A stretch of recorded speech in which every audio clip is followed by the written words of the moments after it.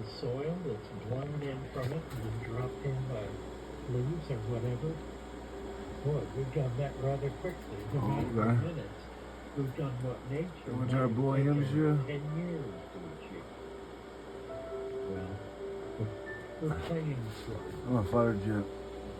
Because when God created Adam and put him in the garden, he made him the gardener. So that was his job. And that's our job. That's what we are here to do, to be gardeners.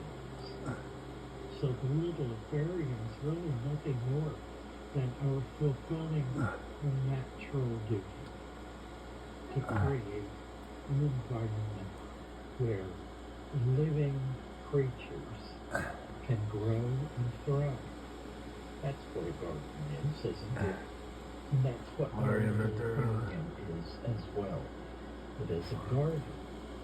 And it needs to be treated as a garden, not as some sterile, unliving, clean, clear, crystal water with not a microbe in it and a few fish that we think are pretty swimming around with some plastic plants. That's not an aquarium. That's, what is that exactly? It's kind of a memory, but a false memory. It's a dead thing. It is not a living